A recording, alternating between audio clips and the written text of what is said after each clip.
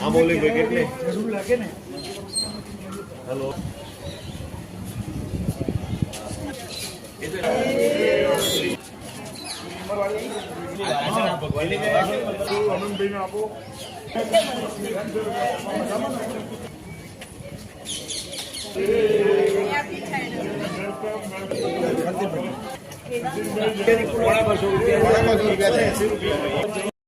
સવારે તમે અહીંયા આવ્યા બસ માટે તો શું વ્યવસ્થા દેખાઈ તમને ત્યાં આગળ? આગળ ઉત્તમ વ્યવસ્થા હતી અને જે પ્રમાણે જે દર આગલી પૂનમમાં જે વખતે અમે આવ્યા હતા એવી રીતના બીજી પૂનમમાં બી આ વખતે બસની વ્યવસ્થા સુંદર હતી, આયોજન સરસ હતું અને બધાને સૌની સીટ ફાળવેલી હતી. એ પ્રમાણે દરેક વ્યક્તિ બેઠા અને એ પ્રમાણે દરેકને ત્યાં કીટ આપી અને એ પછી ત્યાંથી બધા મેમ્બર આવ્યા જાય બધા વૈષ્ણવો.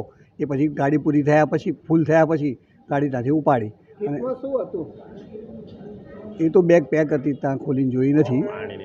પાણીની બોટલ ને નાસ્તો અને થેલી હતી એક.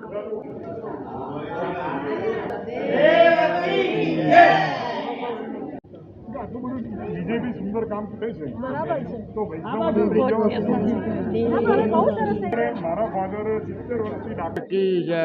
કોટિયાર મંદિરના પ્રમુખ શ્રી વિજયભાઈ ઠેકડીએ કોટિયાર મંદિરની અંદર એટલી સરસ સગવડ આપે છે કે સમાજના એવી વ્યવસ્થા રાખી છે કે જે 50 માણસનું ગ્રુપ હોય અને 300 રૂપિયાના હિસાબે 15,000 રૂપિયાની અંદર 50 માણસને સવારનું જમવાનું સાથે ચા નાસ્તા સાથે કોમન હોલ સાથે એસી રૂમ આપી અને ખૂબ સારું આયોજન કરેલ છે. વિજયભાઈનો ખૂબ ખૂબ આભાર. કોટિયાર દેવ કી જય. પ્રોગ્રામનું આયોજન છે તો એમાં શું વ્યવસ્થા છે? આજના પ્રોગ્રામની વ્યવસ્થાની અંદર આપણે જે પ્રોગ્રામ સ્ટાર્ટ થયો છે એ અમદાવાદથી આપણે 3 લક્ઝરીનું આયોજન કર્યું છે. એ 3 લક્ઝરીઓ 12 મહિનાના પૂનમના દિવસની આગળ પાછળ રવિવારે એ કોટિયાર મંદિર લાવવાનું આયોજન કર્યું છે. એ ઘોડાસરથી લઈ અને આપણે નદીની પેલી બાજુ પાલડી સાબરમતી થઈ બધાને પિકઅપ કરતી એ ગાંધીનગર સુધી પહોંચે છે. ગાંધીનગર આવ્યા પછી એમનું આપણે આજે સ્વાગત કર્યું ઉપરનાથી ભગવાનની પ્રસાદીથી એ બધા વૈષ્ણવોનું આપણે સ્વાગત કર્યું ખડાઈતાનું. એ પછી દર્શન કરી અને એમના માટે આજે વિજયભાઈની આગેવાની હેઠળ જે આપણા કોટિયાર મંદિરના પ્રેસિડેન્ટ છે એમની આગેવાની હેઠળ અને આપણા રસોડા કમિટીના ચેરમેન શ્રી અનંતભાઈ, લક્ઝરી બસના આયોજક શ્રી ગિરીશભાઈ, એ લોકોએ ખૂબ સુંદર અહીંયા વ્યવસ્થા કરી છે કે ઇડલી સંભાર અને એનો નાસ્તો રાખ્યો છે. આપણે બસની અંદર બધાને પાણીની બોટલ, ફૂલવડી ગરમ ગરમ ફ્રેશ અને મોનેકો બિસ્કિટ, પેપર નેપકિન અને એક બેગ અને પાણીનો જગ એ લોકોને ગિફ્ટમાં આપ્યો છે.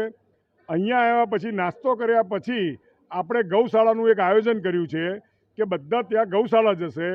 ગૌશાળામાં આપણા કોટિયાર મંદિરમાં ટોટલ 170 ગાયો છે. એનું આજે વૈદિક રીતે પૂજન થશે. એ પૂજન કર્યા પછી ગૌશાળાનું પૂજન કર્યા પછી બધા જ વૈષ્ણવો એ વૃદ્ધાશ્રમમાં જશે. વૃદ્ધાશ્રમમાં જઈ એ લોકો સાથે બેસશે, સત્સંગ કરશે અને એમને દર મહિને નવી ગિફ્ટ આપવાની. એ જે આ વૈષ્ણવ આવ્યા છે એ લોકો વૃદ્ધાશ્રમમાં જે લોકો રહે છે એમને ગિફ્ટ આપશે. ત્યારબાદ રાજભોગના દર્શન થશે.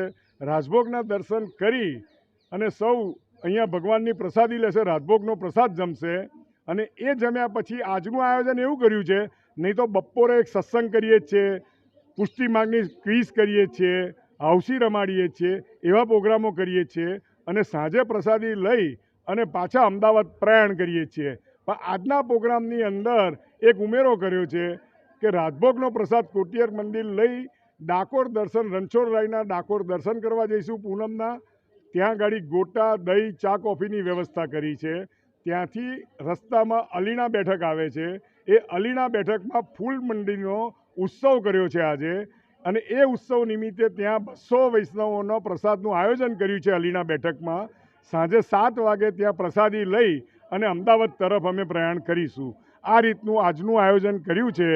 અને ધીમે ધીમે વિજયભાઈની આગેવાની હેઠળ અને ગિરીશભાઈના પ્રયત્નથી પહેલાં 1 લક્ઝરીથી ગયા મહિને, બીજા મહિને 3 લક્ઝરી થઈ, અને અત્યારે અમારું આયોજન છે કે બીજી 1 લક્ઝરીના પેસેન્જર વેઇટિંગમાં છે. એના પણ ડોનર વિજયભાઈ મળી ગયા છે અમને. પહેલું ડોનર અમારા હર્ષાબેન, મારા ધર્મપત્નીએ કર્યું છે કે જે પણ ખર્ચો હશે બાકીનો એ હર્ષાબેન આપશે.